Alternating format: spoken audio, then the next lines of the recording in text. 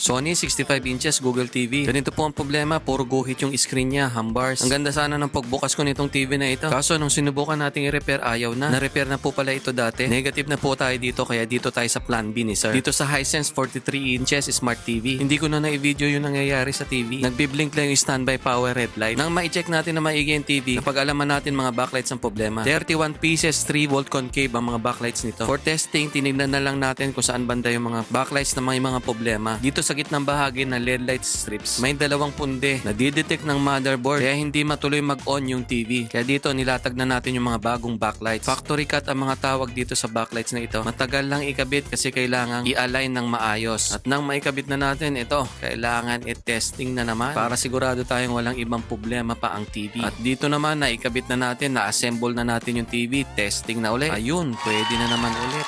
Another successful story. Last one na naman tayo sa happy customers. Kung may ganito po kayong sira ng TV o kahit ano pang sira ng TV, paki-PM nyo lang po ako sa messenger ko. Nagsiservice po ko around Metro Manila and nearby areas. Maraming salamat po. God bless us all. At sa mga nakakapanood po ng video ko, please like, share, and follow. Malaking tulong po yan sa Facebook ko. Maraming salamat po. At maraming salamat po sa customer natin ngayon na si Sir Romeo Indong ng Barangay Commonwealth, Quezon City. Maraming salamat sir sa amin yung pinagkatiwalang TV nyo. Mabuhay po kayo. God bless us all.